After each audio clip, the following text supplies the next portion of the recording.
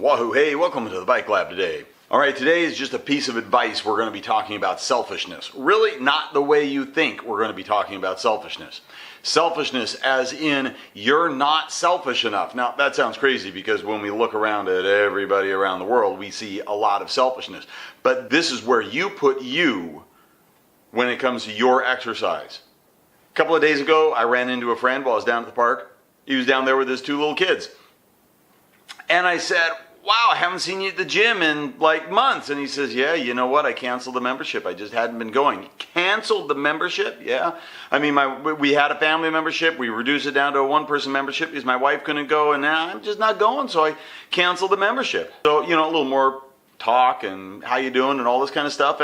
And not only did he cancel his membership, but he got a new boss at work. And the new boss is not letting him get out at lunch to get exercise at lunch. So basically he's not getting any exercise. So this friend of mine has two little kids. They're very, very busy, and man, I get that. I've got 3 kids and it takes a lot of time. But sometime when my kids were in around maybe not quite middle school, my wife had a realization that she needed to take care of herself. And so she started going to the gym and she got herself really, really fit.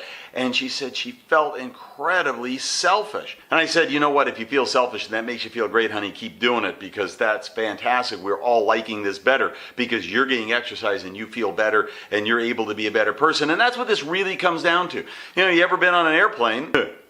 Sorry, I just thought about the movie Airplane. Have you ever been on an airplane in case of emergency and a depressurization of the cabin?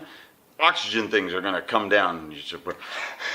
Yeah, right? And they tell you clearly, put that oxygen on yourself before you put that oxygen on somebody else. Because you can't help somebody else if you're passed out. Pretty simple. You're going to put it on somebody else, and you put it on, you don't quite get it there, and then you pass out. Neither of you get any oxygen, right? But if you just put it on yourself, I got my oxygen, now you can take care of the people around you, no problem, fantastic. That's not being selfish. That's putting you first, it's true. But it's putting you first so you can better help other people. So when you live your life and you make a priority list, and first comes the kid 1, kid 2, kid 3, then the spouse, then the laundry, then the cooking, then the shopping, then the housework, repairing the house, and it goes on, and the list keeps going. And you will never, ever get to the point on the list where it's you. Ever. And if you don't get to that point on the list where it's you can't do these things, particularly those top ones. Take care of the spouse, kid 1, kid 2, etc. You can't take care of those guys. If you're putting yourself down here, you can't do it. It won't happen, but you put yourself down here. And this is what everybody does.